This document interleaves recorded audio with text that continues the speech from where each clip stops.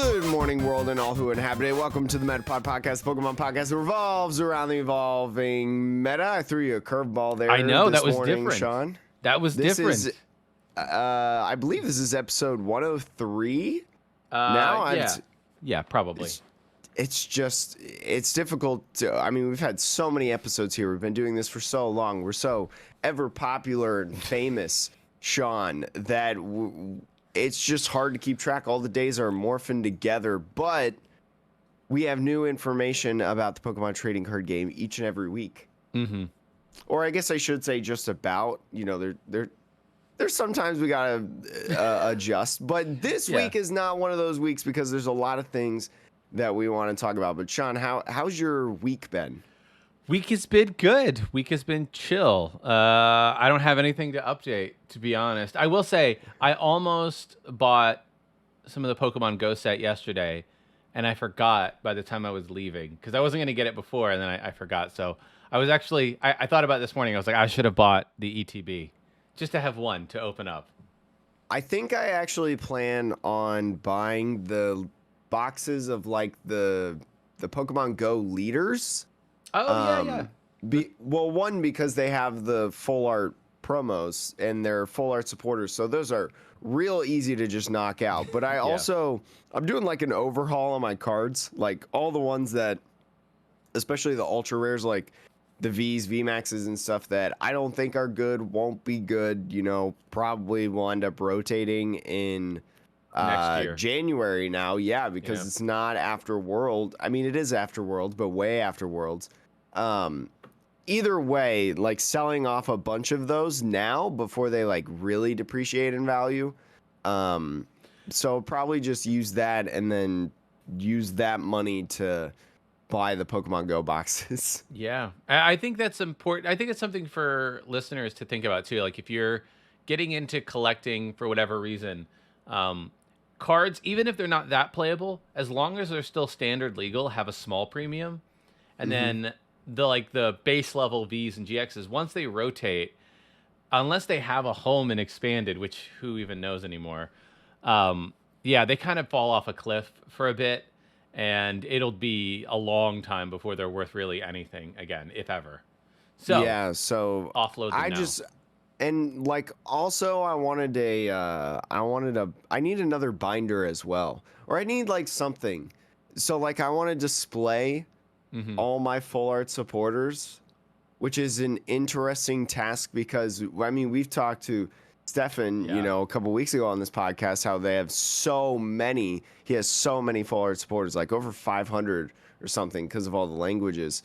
How on earth will I ever display like over 100 supporters like on a wall or something? Well, actually, I don't know what kind of wall space you're working with, but I have seen interesting things where you can get very thin, like little shelves that have like a little like raised thing at the front, and you just get little like Ultra Pro One Touch cases, and then you just line them up on the shelf, right? And so they just sort of sit there.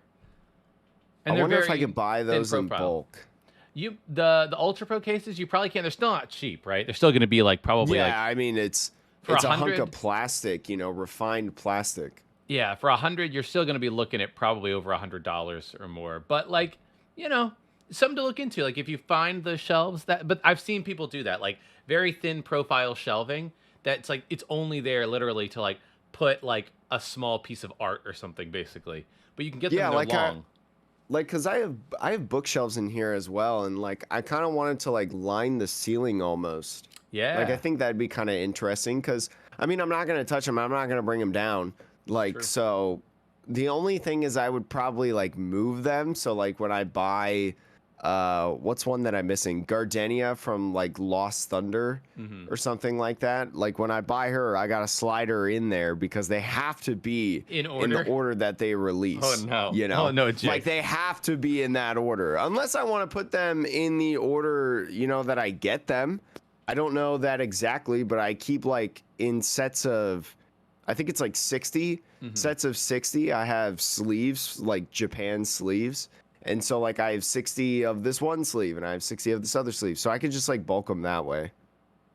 I mean, the effort of keeping up a collection in whatever the style that you want is truly gargantuan. And it's always changing too. Like you have this idea and you start it and it goes good for a while, but then you're like, you know what? What if I did this instead? Yeah, I will say, Jake, I gave up. I used to do the thing where like I wanted to separate out my cards and like set by like, oh, here's a space for this and whatever. And I realized that was a fool's errand, especially if you're like going in, like especially for playable cards. I was just like, you know what? Every time I get a new one, it goes into the back. Or if I get something and there's like an open space here and I don't remember what that space was for, whatever, it goes there now. And I'm like, I just don't even worry about the order of things.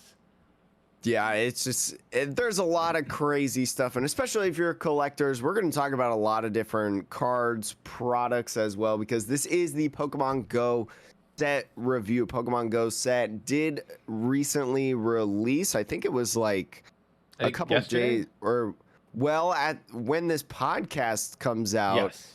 It's like 4 days ago. We're recording a couple days early just because of work and plans and whatnot, scheduling stuff. But all of this information is very timely. So, Sean, let's stop stalling. Let's get on our high horse and let's keep going on to the 5-star review. Do you want to read it this week? I saw you had it pulled up. I do have it pulled up, so I will read it this week. This one is from Alex W. On the YouTube on the 100th episode. Alex says, fantastic, happy 100. Here is your 5-star, long overdue comment review receipt. Always a great time to hit the road, download the podcast on my usual listen list, and hear what y'all have to say about Pokemon. This is good content for the collectors, the casuals, and the competitors. The Metapod podcast encompasses the enthusiasm and energy that Pokemon TCG brings to the fans. If you are ever needing content, and I know you two tease some spicy stuff for the channel's future, I highly recommend diving into either cube or retro formats. Oh, okay. It's good. For as niche as those formats can be, seeing the TCG from another perspective can be refreshing and make you build decks differently and appreciate the game all the more. And he references Guardians Rising 2017, based format. I feel like a boomer. Keep on rocking for 200 more episodes. Thank you so much, Alex, for that wonderful, wonderful review. If you also want to leave a review, whether that's on Apple, iTunes, or YouTube as well, you can leave it in a YouTube comment. Spotify's got to get on the reviews. Rating. Yeah, ratings are fine, but yeah, ratings are fantastic, and I absolutely love the ratings. But yeah, thank you so much. Sean and I are trying this last month and a half has been killer for us. Like, we've just been so busy, but we're always thinking, we're always trying to think of things. I'm always tweeting out some nonsense on the Metapod Twitter at Metapod TCG. Did you see my tweet that I made? Well, the one about the like, Go the Pokemon set? Go pack. You were like, oh, cracks of Pokemon Go. Can't believe I didn't film it. Yeah, I saw and that it's tweet. like it's like 6 different. For anyone who didn't see it, I made a meme tweet because I do think that some people, when they open packs or whatever, or they post a picture of like a pack opening and it's like an error, sometimes I think it's fake. Like, sometimes I think it's staged. Like, it's a picture, not a video, so like, can you really prove it? But anyways, It was so I like joke. made a meme. I make this meme like once every 6 months or something like that, once every 7-8 months, where I just like put 6 different cards down, like none of them from the actual set that I'm referencing. Like, I had Sobble on the ball, I had Shiny Dragapult VMAX, Origin Form Palkia V. I had like this Yu-Gi-Oh card in there. I had a Magic the Gathering like Japanese promo card. Yep. I think I had a Card Fight Vanguard card in there as well or something like that. But I was like, yo, cracked Pokemon Go pack. Sorry we didn't record. And I love tweets like that. Just absolutely clearly a meme. And then also, someone called us out. Omnimon said there's no Omnimon in there. And so I posted a picture of an Omnimon And I was Just like, oh, sorry, I got thought it was an energy. Because I actually own like the original Omnimon back when it was like $100. Oh, yes. I had pulled it from my BT1 box. That's cool. Yeah, I remember when it was $100 too, and now it's what, like $7? My, how the mighty have fallen. It's a mere fraction of what it used to be. Well, but you know, Sean, we got a lot to talk about on this podcast, and I keep rattling on. I don't know what it is about me today, but I just keep rattling and rattling on. But let's get into our first bit of news. It's going to be the League Battle decks. Yeah. I almost lost my train of thought. The Mewtwo and Melmetal battle decks from Pokemon GO have released. This released on July 1st, the same time as the Pokemon GO set. These are level 1 battle decks, and I think it's interesting because it's Mewtwo and Melmetal, because those are the only 2 Vs, I think, in the Pokemon GO set. Yeah, in the Pokemon GO set. So that's very, very interesting, in my personal opinion. I mean, it makes sense for Melmetal, especially because didn't they introduce Melmetal through Pokemon GO? Yeah, Pokemon GO's introduction, or Melmetal was introduced through Pokemon GO. It has since been almost a forgotten Pokemon, in my opinion. Well, I mean, I will say we have some people on the Twitter that will remind you of Luke Metal being a card, Jake. So yes. But yeah, since that rotated, not a lot of love for the Melmetal stands out there.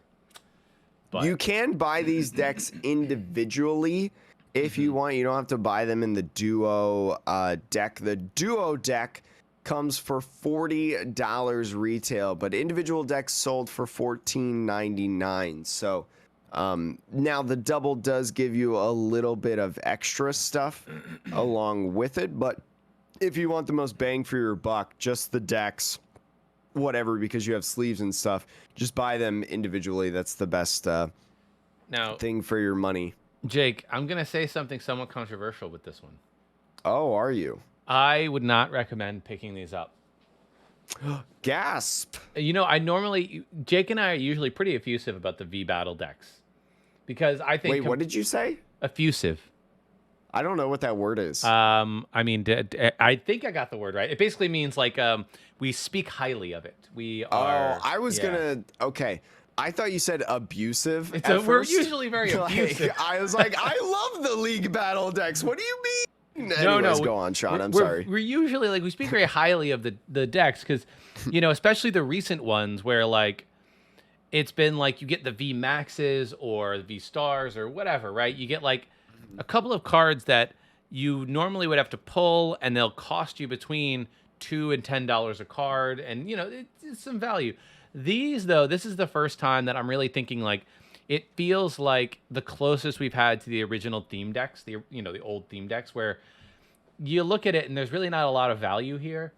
I will always say, if you're brand new to the game, these are not a terrible way to get into it, but I don't think either of these, like the Mewtwo one might have some value, but when you compare this to something like the Trainer's Toolkit, which is going to be around that same price point for like getting both of these, the bundle pack, always go with the Trainer Toolkit. And the reason I say that is because the Pokemon GO singles, especially like Mewtwo, the ETB for Mewtwo comes with a Mewtwo alternate, right? It comes with the Mewtwo full art. Yeah, the full I art. believe. Yeah. Yeah. So like, there's going to be a version of this, of a product that is going to come with packs for the same price, basically, that comes with a better version of what you're getting in this bundle. And I'm just kind of like, these Mewtwo's are going to be worth $1 maybe, and this is the first time I'm like, I don't actually see the value in it. But that's just me. What do you think? I do think that there are some good things that come inside this. Like it comes with 3 Professor's Research, 2 Boss's Orders, right? Very, very good cards. I mean, Research, not going to be gone for long, or not going to be here for long. Rare Candy, I believe, is there. I don't know if these Rare Candies are printed in this set as D or like F, or I don't know what the regulation mark is, but it comes with pretty good trainers. I mean, you can look on the back of the of the thing and see all of the different stuff that comes in there as well. A lot of new cards as well, but also they come with Pokemon Go codes, I believe. I mean, those research have Pokemon Go codes on them, so you get a little bit more than just, you know, your typical, you know, level 1 V battle deck, in my opinion. So I totally understand what you mean about how, you know, the value's just not there at this time around. And yeah, you know, if you're not just starting into the game, but it's a little bit more than you give credit for, but still not super great. Yeah, I mean, I'm comparing it. The problem is they've come out with such bangers, and then the bangers are at the same price point, right? Like the Calyrex or the Urshifu battle decks, they're the same price. And like, you know, the fact that you're only getting 1 V in each one, I'm just like, at least give it 2, you know, like if somebody wants to play Mewtwo Vstar, right?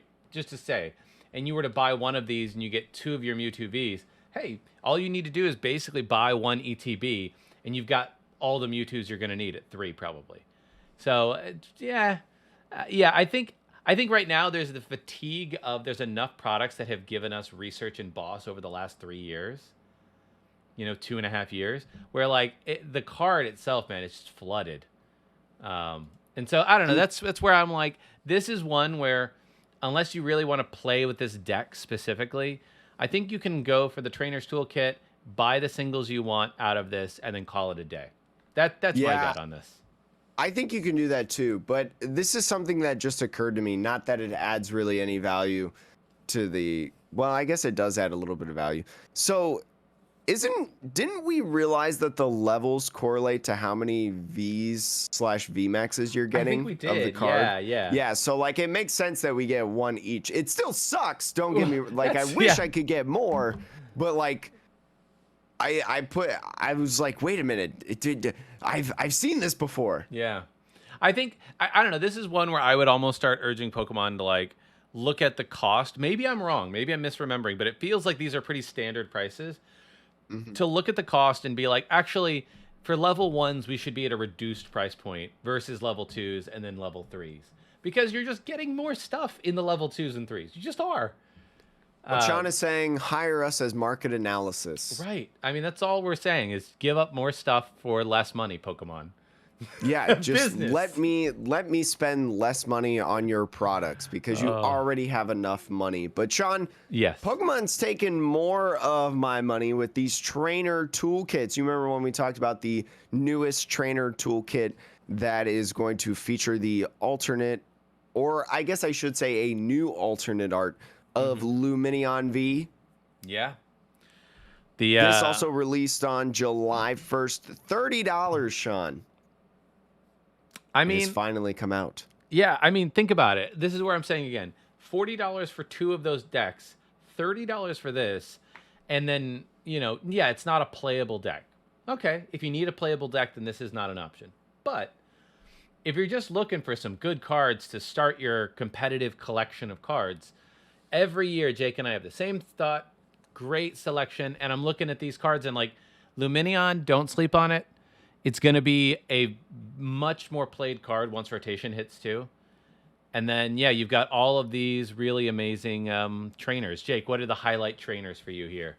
I mean, you have so many good trainers in here. Boss's Orders, we already have mentioned that. And then there's newer ones as well, like Cross Switcher in here. You have Magma Basin, right? We just saw those in Brilliant Stars Collapse Stadium as well. You get Choice Belts, Path to the Peaks, Level Balls, a staple card literally in so many decks right now. Evolution Incense, you just get so much stuff. And then on the flip side as well, there's Power Tablets, Ultra Balls, Research, like there's so many good things. And then you get a 2/2/2 of special energies of Capture, Double Turbo, and Fusion Strike. So like, and Jake, I will say the Capture Energy reprint here, actually, I don't know how many times they've reprinted Capture Energy in like these types of sets. Because remember, that was the one where I said the most expensive card, the Lost episode, for those listening, the budget episode that Jake and I did. The most expensive card, the most expensive card in a couple of the decks that we picked was the capture energy, weirdly enough. So Capture energy really has become like a staple, or I shouldn't say staple, but because it has become a very, very popular option for a lot of decks. yeah. And so especially now being a little bit older and Rebel Clash, maybe it's creeping up a little bit. But I mean, I'll say this again and again and again. Trainer's Toolkit's like one of the best products that Pokemon has printed in terms of, you know, getting people into the competitive game. If you've never bought a Trainer's Toolkit before, it comes with a lot of different things. It comes with a beautiful set of dice. You know, it's got the Vstar marker, the poison burn damage things, which honestly with Astral Radiance and like all the new, they reformatted the poison and burn within the last, you know, year or so. They reformatted those tokens and they're so much better in my opinion. Yes, I fully agree. Like they're like the clear like plastic type thing. They're not just like, I don't even They're know like how to nice explain acrylic it. tokens now as opposed to what they were before.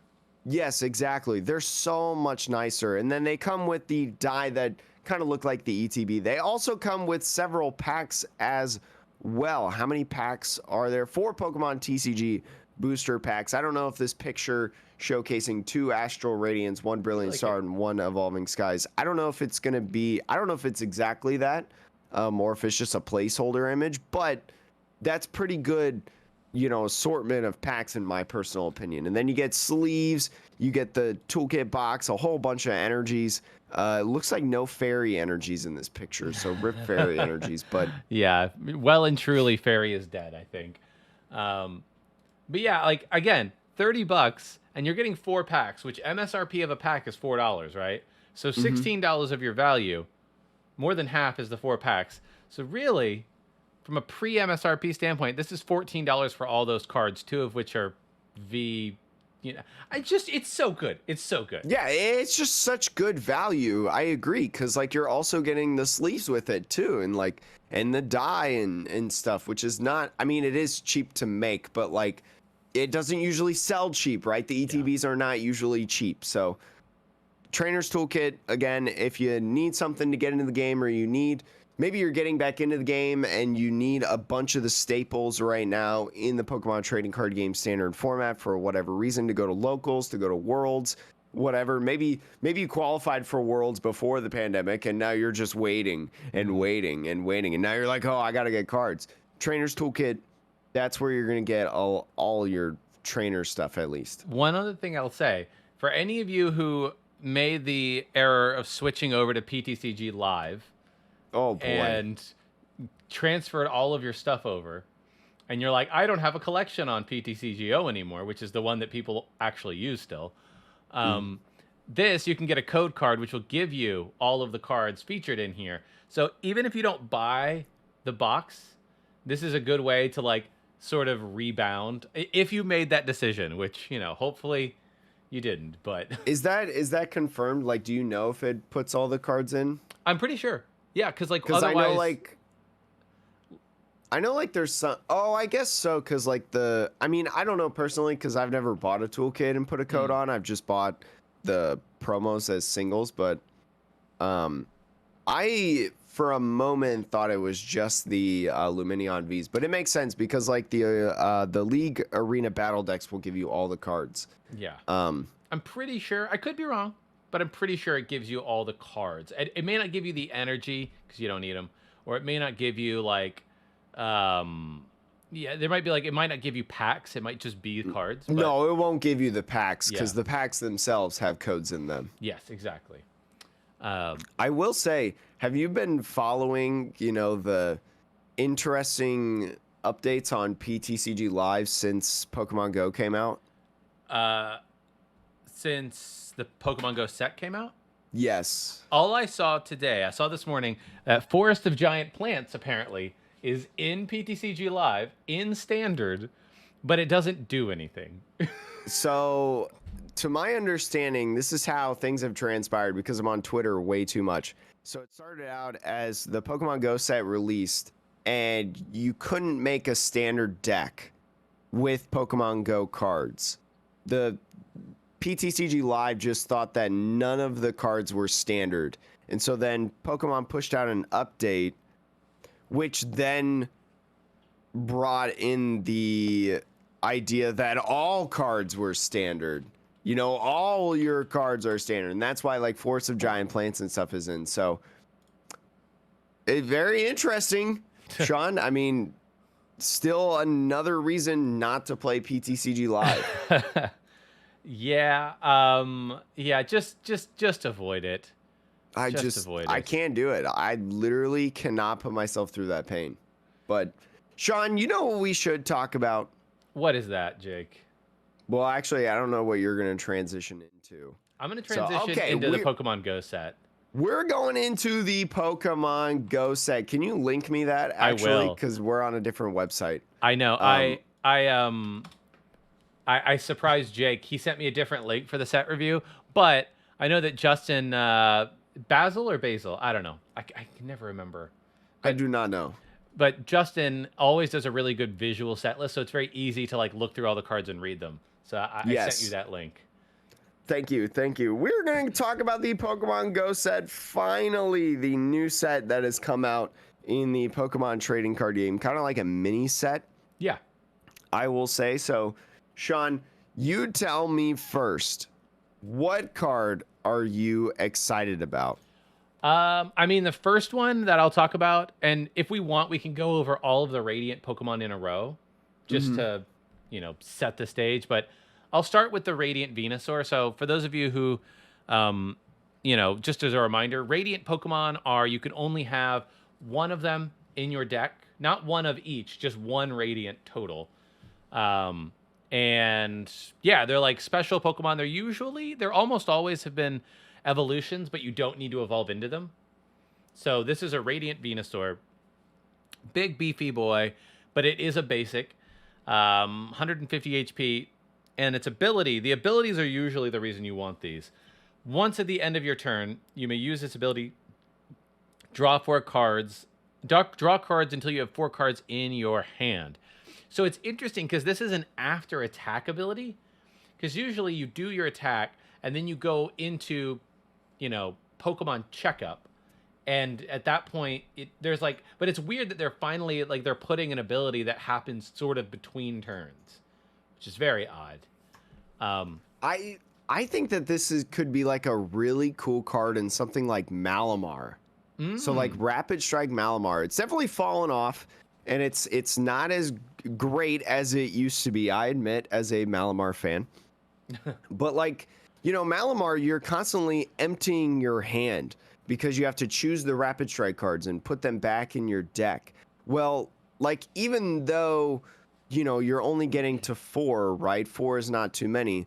Especially with the big numbers, there's a lot of times where you're emptying your hand to 2, 1, maybe even 0. So at the end of your turn, because it's after you're attacking that checkup phase, like you said, being able to draw all 4 cards off that can really help you out if you have a 0 card hand and maybe no Octillery on the field, or you have no access to Shady Dealings, right?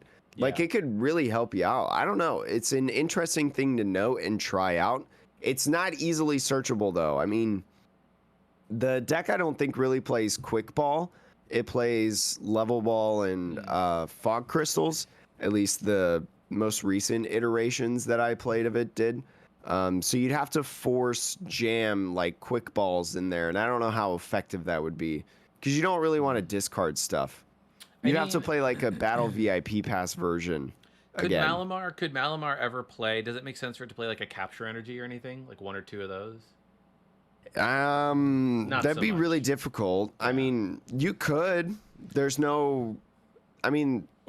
Gosh. Yeah, I mean, there are you could also do Professor Sonia, right, where you're getting basic Pokemon. This would count. So I mean, interesting. It's an idea that I had.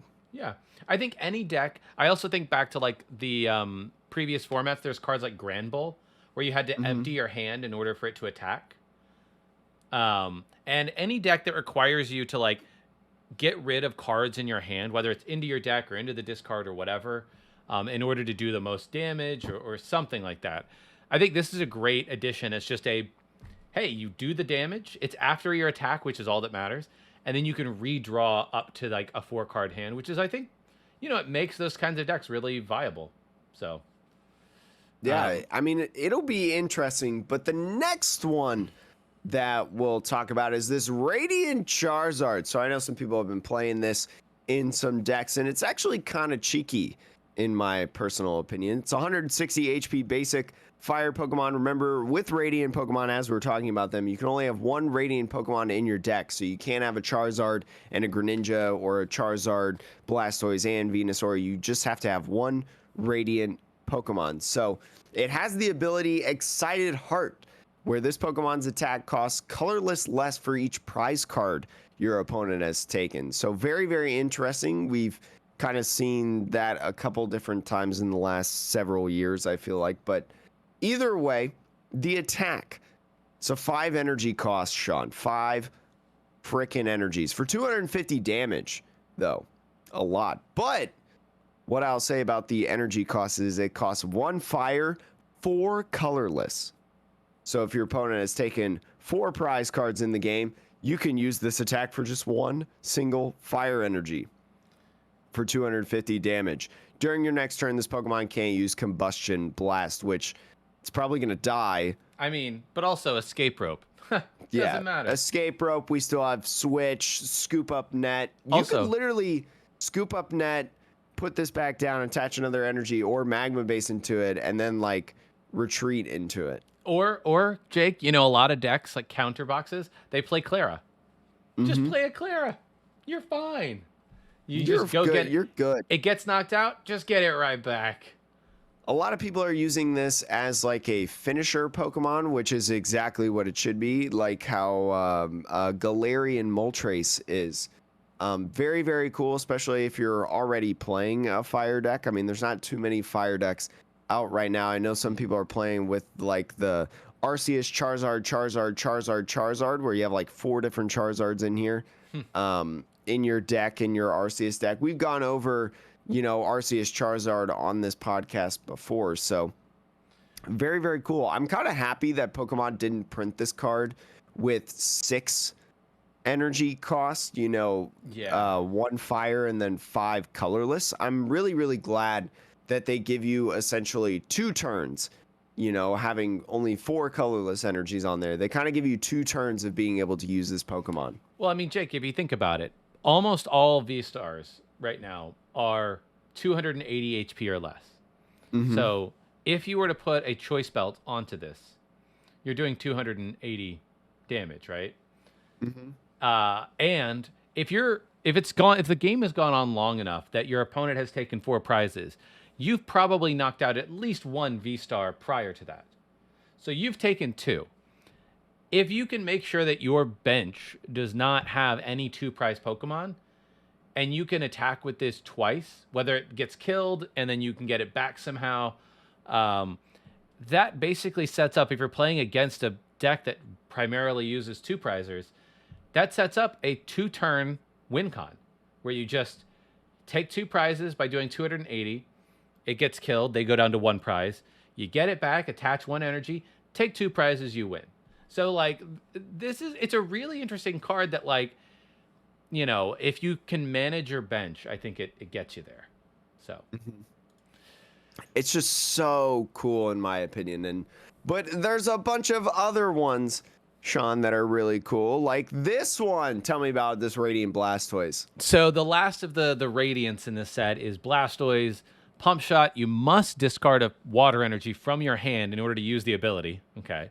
Once during your turn, you can put 2 damage counters on one of your opponent's bench Pokemon. So it's like an extra Inteleon quick shooting with like an extra thing of like needing to discard energy, which if you're playing Melanie, you may want to discard the energy anyway. So, but yeah, big boy, the attack really doesn't, it's fine. 170 is fine.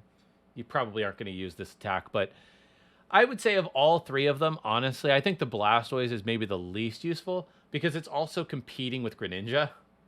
I think I'd agree with that.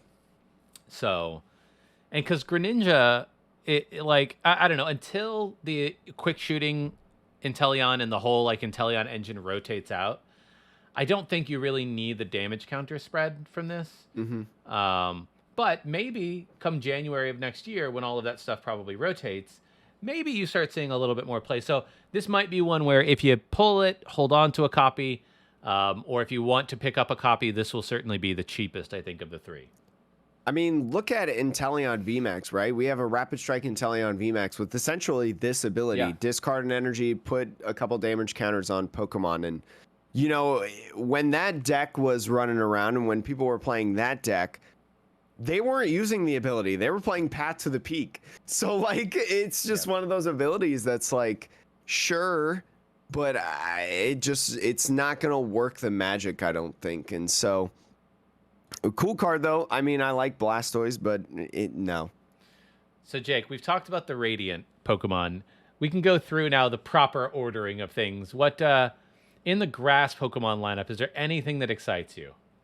I will say, not Alolan Executor, really, but the other Venusaur. I want to look at the other Venusaur real quick. Once during your turn, you may flip a coin. If heads, switch one of your opponent's bench Pokemon with their active Pokemon, and then the new active Pokemon is now asleep and poison. This is stage 2, 180 HP grass Pokemon. I think it's a cool ability. I always like abilities like this. I think we saw this with like an Ariados. Yes. Well, prior.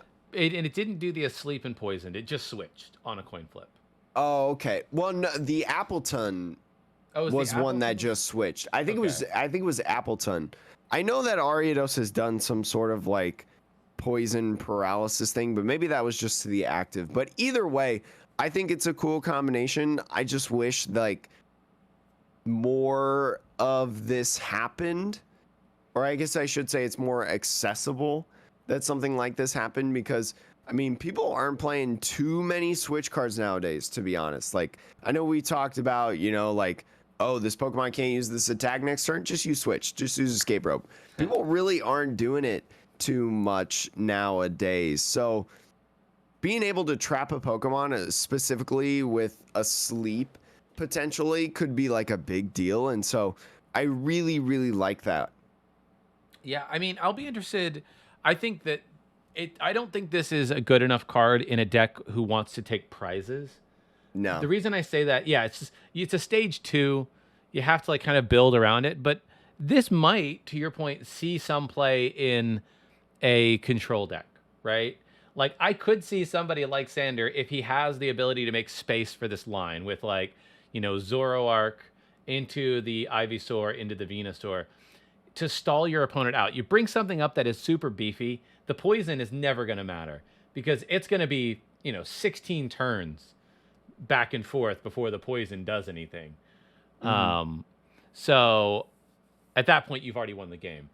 So yeah, I mean, this could be like an interesting, like, you know, if you can flip heads, get something trapped in the active, maybe you have the card that increases, that makes it so you flip 2 coins for sleep.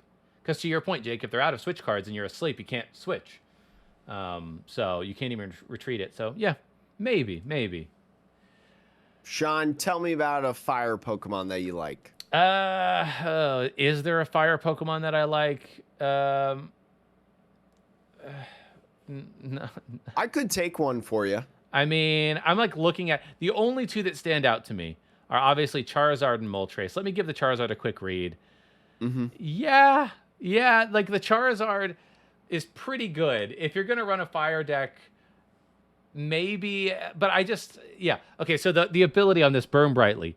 Each basic fire energy attached to your Pokemon provides 2 fire energy, but you can't apply more than 1 Burn Brightly ability at a time. So, I mean, not that it matters, because if it's each fire energy attached to your Pokemon does 2, I guess if you applied 2, then it would be quadruple, which doesn't really make sense. But, like, this one, I could see if there's a small window of time for Centiskorch to come back, I could maybe... Oh, okay. I could maybe see Centiskorch VMAX making a quick little comeback with this Charizard. Because think about it. Centiskorch, all it cares about is how much fire energy is attached to it. If you're basically doubling the fire energy attached to it, all of a sudden, that Centiskorch is doing serious damage. It is doing a lot. It's probably one-shotting a lot of things as well. So I mean, this is in my opinion, like several of these, they're like big GLC cards. So like there was an Ivysaur in here that's like big on GLC and is probably the best Ivysaur, so you don't have to buy the Dark Explorers one anymore. This Charizard, in my opinion, is also something for GLC because, I mean, we look at the grass deck, right, in GLC, and the Venusaur that is usually used has this same ability, but for grass energies. So why wouldn't it be good then, right? Like, I mean, it's the exact same thing as the Venusaur, so except just now fire type, and so fire type getting a boost from that. I like that. That's cool. That's very neat. I didn't think about GLC, so we really gotta get Andrew or somebody on to talk GLC at some point.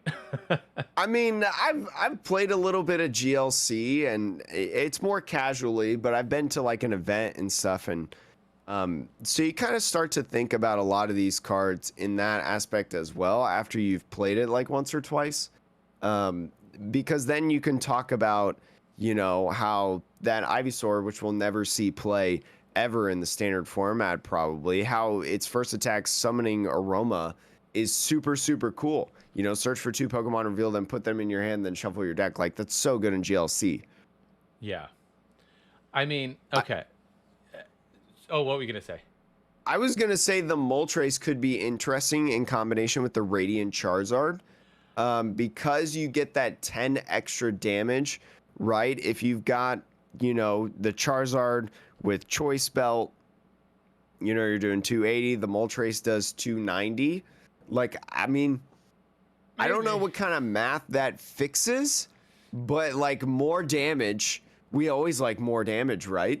Yeah, I mean, I thought about this too, but I think the 10 extra damage, I don't think it matters because Choice Belt is just a better option for that, right? It's just so minuscule and like, I mean, I don't know. It's a bench spot.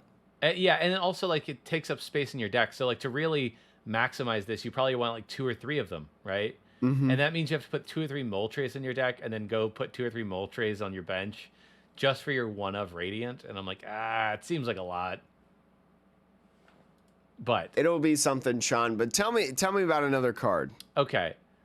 In the water department, Blastoise here actually does look pretty good. So the Blastoise ability, once during your turn, you can search your deck for up to 6 energy cards, and it does not specify basic energy. So also really important there, you can search your deck for any 6 energy cards, attach them to your Pokemon in any way you like, shuffle your deck, your turn ends. That's the only part that's kind of annoying, is that like in order to do this, your turn ends. It's also a stage 2, but I think this ability is crazy powerful if you can build a deck that utilizes it, because it doesn't say attach from your hand. It doesn't say basic energy. I think a card like this could really help dragon decks, weirdly, who have weird energy requirements. It could help decks that want as many energy as possible on certain cards. So, like Blissey is a good example, right? This could be like an early game way to power up a Blissey. I say early game. It takes 2 turns or 3 turns to get into this stupid thing. But, yeah.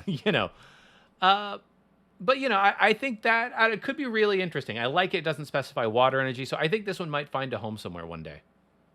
I think that this card sucks. Okay, fair enough. I think it's because, I mean, yeah, this ability is really cool, and it has the potential to do some really cool things in powering up Pokemon. But it ends your turn. This is an ability that I want, like, turn 1. You know, this is the Intrepid Sword ability, right? This is something that I want to use at the beginning of the game when, like, I'm not going to attack or anything like that, and I just want pure setup. You know, I mean, you said it, you joked about it earlier. It takes like 2 to 3 turns to get this freaking thing in the game because it's a stage 2 Pokemon. Like, it is a missed opportunity for Radiant Blastoise to be a good card, right? Like, if this ability was on the Radiant Blastoise, that would be broken. It would be good. It would be pretty good. Like, I would love, like, Yeah. Missed opportunity. If Pokemon, well, I mean, they can't make every card cracked. You know, like they have to stop somewhere. Like they have to make some cards not super great, but like a missed opportunity for the yeah, for it to be like super cracked, in my opinion. I would agree. Jake, any other water type Pokemon? I've actually got 2 or 3 that I want to talk about. So let's go to the Slowbro, Sean. Yes. The Slowbro's kind of like made the most noise out of any of them, but I have yet to see like someone really make a deck of this. And I don't know if that's just because of GLC, but water type Pokemon Slowbro, stage 1, 120 HP, double colorless attack, cost Twilight Inspiration. You can use this attack only if your opponent has exactly 1 prize card remaining. Take 2 prizes. No damage or anything like that, just straight up take 2 prizes. Jake, this card is amazing. It's a very interesting card, especially if you're in GLC.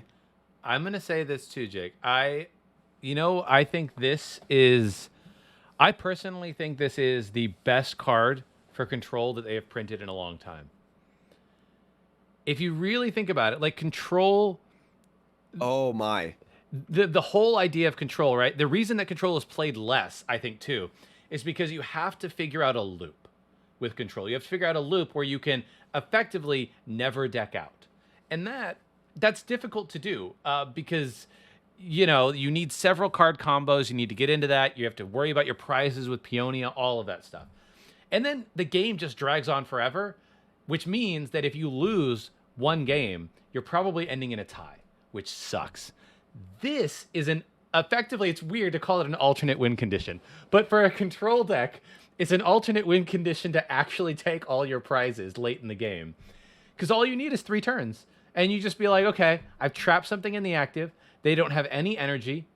They're not going to deck out. I'm not going to deck out. Okay, cool. Double turbo, take 2 prizes, go to the next turn. Take 2 prizes, take 2 prizes.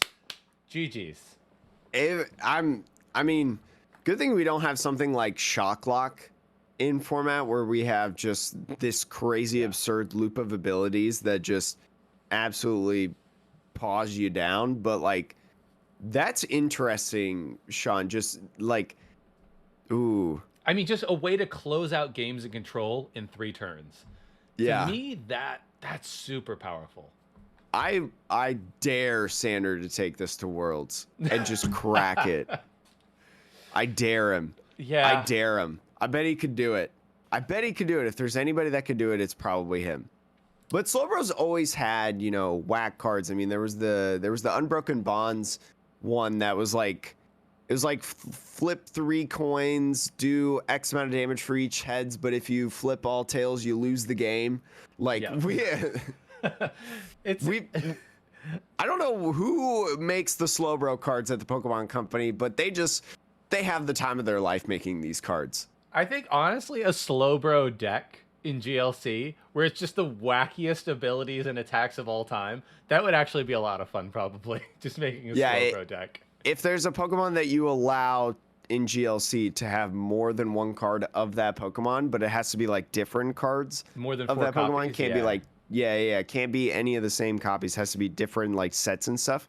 Make it Slowbro. Let it be Slowbro, please. Andrew, you heard us. Make it, let Slowbro live. I will say a card that you can play in Standard, Sean, is the Magikarp, the Mellow Magikarp deck, as what I'm dubbing it, with the attack Raging Fin, double colorless for 10+. This attack does 30 more damage for each Magikarp and Gyarados in your discard pile. So almost like Mad Party, you know, same concept where you have to have them in the discard pile and then you just attack with little baby Magikarps. And if you could quickly scroll down, the way that this deck goes a little bit above just trash tier, Sean, is because of the Ditto. The Ditto that comes in this set with the sudden transformation ability. This Pokemon can use the attacks of any basic Pokemon in your discard pile except for Pokemon with a rule box, Vs, GXs, Radiants, etc. So basically, You toss literally all those Magikarps and those Gyarados in there. You have no... Wait, what? Just 250 damage, right? I believe that's what the math does. And so, like, Choice Belts, that's 280. That's knocking out in Arceus. You have other damage modifiers like Zigzagoons to be able to get a little bit up there for, like, Big Charms and things like that. You have Tool Scrapper, Tool Jammer, whatever. I don't know. But, yeah. I mean, it's... And I've been watching some people play it the last couple days, and it's definitely not tier 1. It's probably not going to win Worlds, right? It's still probably sitting in that, like, meme tier, but it's a fun deck. Yeah, I think is the problem, my guess is the problem is getting all of those Pokemon into the discard quickly.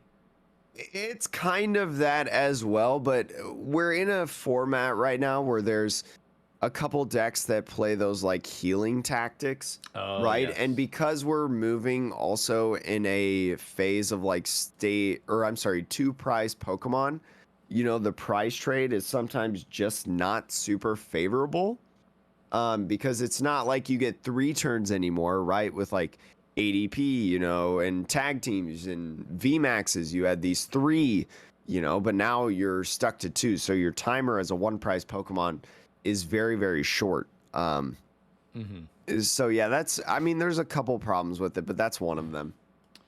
Interesting. Okay, well, I don't personally think there's any other water Pokemon that are particularly great.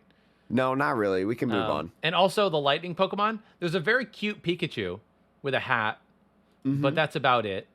Well, this Pikachu as well. So there's the non-holo version, but something that I'm gonna spoof on you right now, Sean, real quick. If you want a holo version of this Pikachu, you can go to GameStop, Best Buy, and more. It's a promo that's going to be given out. GameStop, Best Buy, and Barnes and Noble as well. And in Canada, it'll be GameStop, Toys R Us, London Drugs, Mastermind Toys, Indigo Books. So like if you want the holo version, cool. Yeah, it's a very cute Pikachu, so I'll grant them that. Oh, yeah, very, very cool. Like, I plan on going to get one, like, today. I think it's out right now at the time of this recording. There's no date on this PokeBeach article, but... The next card I'll talk about is probably the biggest card in terms of people's interest, is the Mewtwo Vstar. I think we might have talked about this before as well in another episodes, but we'll recap it here. It's got 2 things, the Psy Purge, it's 280 HP V-Star. Psy Purge for a Psychic and a Colorless, 90 times. Discard up to 3 energy from your Pokemon, not this one, just any Pokemon. Does 90 damage for each card you discarded. So it has a base level cap of 270 damage, which is pretty good, right? You combine that with 1 Zigzagoon ping in the current format, and that takes out any V-Star. You add in a Choice Belt, and then all of a sudden, you're getting into VMAX territory. A Choice Belt with a Goon Ping is, what, 310? Yes. Which knocks out an Arceus with a Big Charm. Yep. So, like, this one I think has a place in the format. I don't know, like, it's Dark Week, but Mew VMAX seems to be sort of slowly coming back down to the ground with Palkia and others. So maybe the Dark Weakness won't really be a huge problem, because I don't think this card is completely broken. But, Jake, what does that V-Star power do? The V-Star power is a Psychic Colorless Star Raid. It's an attack. This attack does 120 damage to each of your opponent's Pokemon V, which is cool. I mean, if you're playing against Mew VMAX, beating a dead horse. If you're playing against Mew VMAX, you know, that's a lot of 120s everywhere. So very, very cool. Very, very interesting. And it can get you that setup damage. But, Sean, I'm going to tell you why Mewtwo V can excel. And I'm going to tell you the real card that people get excited about in this set. The reason, if you watched maybe like Andrew Mahone's tabletop stream where he's playing this Mewtwo V-Star deck, the real reason to where he was able to hit those big numbers and those big damages with the Psy Purge attack came from that Lunatone over there. That is part 1 of the 2-part combination that I'm going to talk about real quick. Lunatone, Sean. This is the real card that people are excited about in this Pokemon Go set. Lunatone, 90 HP, level ballable basic Pokemon. Has 2 attacks. The first one doesn't matter. The second one is what you want to think about.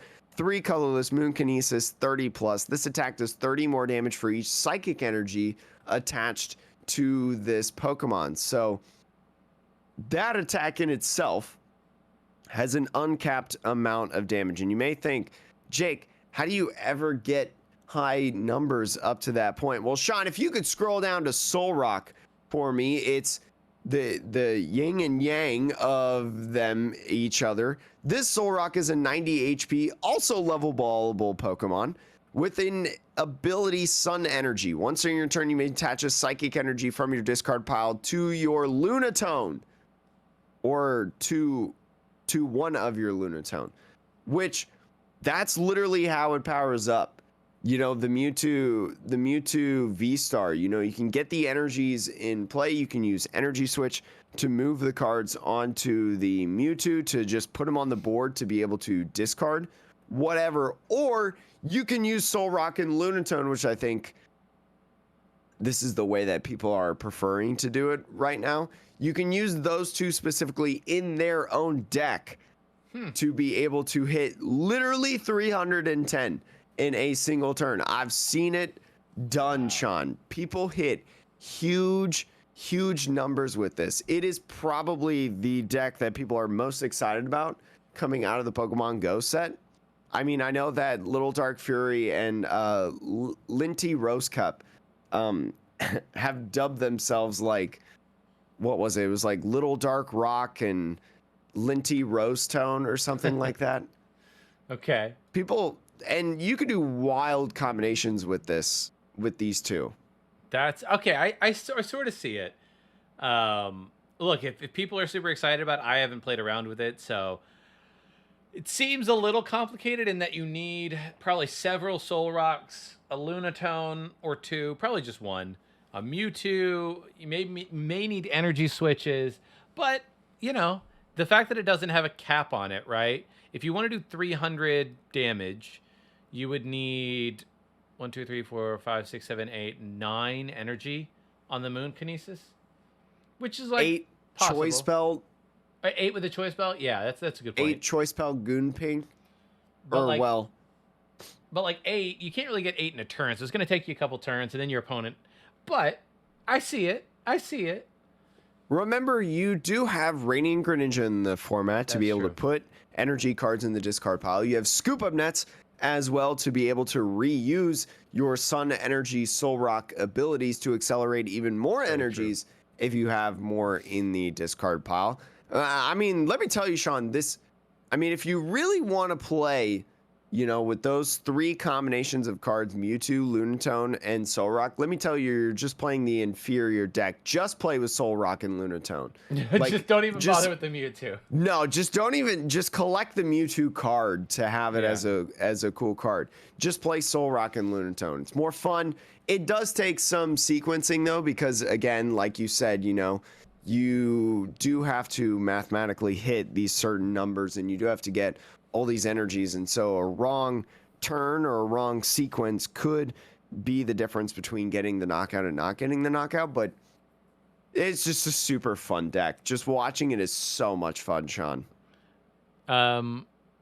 Moving on to the fighting types now.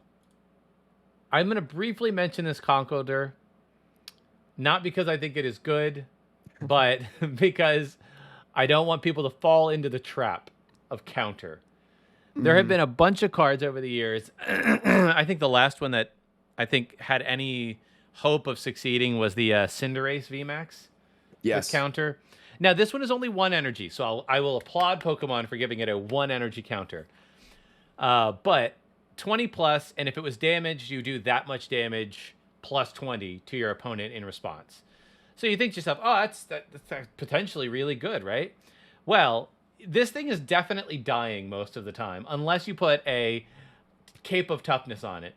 And even with a Cape of Toughness, you've seen some of the numbers we've been talking about. Yeah, we've talked about a couple times of hitting 280. You know, Yeah. that's nothing. Yeah. So this dude, odds are he ain't ever surviving long enough to do the damage he needs to respond. So it's like, yep. And you think, oh, no, it's just bad. Don't fall for the trap. Anyways, this is just me saying it's a trap. Jake, what is your next card in the lineup? I don't really even want to talk about Melmetal or like Dragonite Vstar. Really? Okay. I don't really. I think the Dragonite VR looks really, really good though. Like in terms of collecting, like I'm getting this Dragonite V because it just looks really, really good. And that's the thing with this Pokemon Go set too. Like the cards just look phenomenal, in my opinion. But let's talk about the Snorlax, Sean. Okay. The Snorlax. With the ability block, as long as this Pokemon is in the active spot, your opponent's active Pokemon can't retreat. We've seen this ability on Snorlax before. I believe it's like a Plasma Snorlax, Team Plasma Snorlax from a long time ago. And it's in Stall decks. I mean, again, there's a lot of manual retreating right now in this format, not necessarily switch cards, so who knows? I mean, Jake, I think this one is the card that makes the Venusaur we talked about for control. This is better than that because it's a basic. It's trying to do the same thing, which is trap something. The Venusaur, I don't think you had to be... The Venusaur... It didn't have to be in the active. This is true. Yeah, so you can have that Venusaur on the bench. True, but I mean, I'm also like, if you're a control deck, what do you care? What do you care where it is? But anywho, you get the point. There is, though, another card that is even better, in my opinion, with the Stall. And you look at that cute little Apom real quick, Sean. Talk to me about that cute little Apom. One colorless, flip a coin of heads during your opponent's next turn to prevent all damage and effects of attacks done to this Pokemon. So this is the attack that we're going to think about. But Sean, if you could mouse on over to the Ambipom for me real quick. You will usually attack with this Ambipom. It has the ability Primate Dexterity. If any damage is done to this Pokemon by attacks, flip a coin if heads prevent that damage. So here is the formula, Sean. You have an Ambipom in the active. You have a memory capsule attached to it. You have an energy, so then you can bustle and do the flip a coin, prevent all damage and effects done to this Pokemon, right? You have also the coin flipping stadium. I'm forgetting what it's called. What's the one in standard right now? Do you know which one I'm talking about? Glimwood Tangle. Yeah. Glimwood Tangle. So you can try... You get essentially two options to hit heads on your bustle attack. And then when they try to attack into you, right, either A, you prevent all the damage from the bustle, or they flip a coin from Primate Dexterity. So really there's 3 flips right there to get you to prevent damage. 2 from the bustle potentially, and then 1 from the Primate Dexterity. So pretty crazy, in my opinion. Yeah, and would this stop something like Mew's attack, like Mew VMAX's attack that ignores... No, that's what makes this card trash. Okay, there we go. Like, because it does say, prevent all damage from and effects of attacks. So I'm like, what comes first? I'm preventing the effect of the attack, telling you to ignore the effect of my... situation. No, but Mew's 130 goes right through it, and so that's why Ambipom is bad. But I mean, Mew is on the down, right? So if you could just dodge Mew, right, you could just go to a tournament and dodge Mew, which is getting more plausible nowadays. Like you're Ambipom, man, but there are times where your opponent just luck sacks and you don't hit the heads that you need, and you know, they can always like boss and stuff, and we have canceling Cologne in the format, and now, especially with the Zool, right, playing the Phoebe and Flying Pikachu. Yeah. Some decks are starting to play Phoebe now that shouldn't really be playing Phoebe, but they're playing Phoebe, and that also causes problems.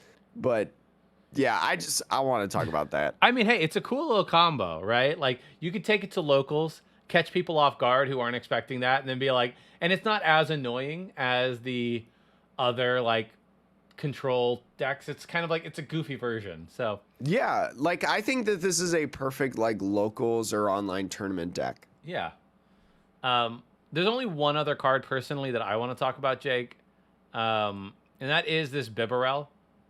The reason I want to talk about it is I really like that they printed an anti-mill card. Because look, 99% of the time this card will never be played. But in the instance that, they print another Belelba Bryson man, right? This card has the ability, Reassuring Dam, as long as this Pokemon is on your bench, which I also like. Cards in your deck can't be discarded by effects of your opponent's attacks, abilities, item cards, or supporter cards. So as far as I know, that's all of the things. So they basically should have said your cards in your deck can't be discarded by any effects. Yeah, and especially after rotation, Sean, with the Shady Dealings line leaving, we have said, and many other people have said, that Bibarel is going to see more and more play, the Industrious Incisors, one that draws you cards. And so having another Bibarel in there that maybe, if something mill or whatever were to be reprinted or become popular, you could easily slide in this Bibarel in your deck. That's an amazing point. Yeah. Like it's great. It's a perfect little counter. And I know it is frustrating, I'm sure, for players who enjoy that style of play to be like, you've just basically printed a card that says mill doesn't work anymore. But I think Pokemon has recognized that like the style of game that they want to create, mill is not really a technique that, or like a play style that they want to promote. I think they've just decided that as a company. They're like, we're fine with control because control typically requires you to play skillfully and all of that. But mill, like very aggressive mill, saying that we players don't want can't play another the game, like Sword and Shield based Chinchino mill. Like that was just awful. Yeah. So I think printing this card allows them to explore more powerful mill options, but then gives the player base the option to say, hey, if you want to stop that, you can play this card. And so it doesn't feel hopeless. So I like it. Sean, go over to the Pokestop for me. This Pokestop has a lot of noise right now. A lot of people saying that it's good. A lot of people saying that it's bad. I'm not 100% sure how I feel about it yet, but it's very interesting and could be put in a lot of different situations. I just need to watch it more, do more testing on it and things like that. But it's a stadium card. Once during each player's turn, that player may discard 3 cards from the top of their deck. If a player discarded any item cards in this way, they put those item cards into their hand. So very interesting. It has pros and cons for sure. Like you can dig a little bit more to find your VIP passes like turn 1 or just any sort of item card. You can get energies in the discard pile, right, for something like Soulrock Lunatone maybe that wants energies in the discard pile. For something like to set up a Melanie, right, you can get those water energies in the discard pile, but it can also discard some very, very important things. You can discard other Pokestops, right? You could discard your only other Vstar that is in your deck because the other one's prized. There's a lot of things that can go wrong, but there's a lot of things that can go right. So it's a very, high risk, high reward, I think, type of deal. Yeah, it's a nice deck thinning, mechanic that it'll be useful for very, very specific decks, I think. I think that it could be really, really useful in that Mewtwo V Union deck that Cinder made. Yeah. I mean, we've talked about it a lot, but like, there's a lot of cards weirdly that like feel like they're right for control in this set. So it'll be interesting. I will also say, this rare candy, I personally think this is the best rare candy now. I think you're wrong, but you're entitled to your own opinion. I mean, I'm like, it's a very colorful rare candy, Jake, and it's very different from any other rare candy they've printed.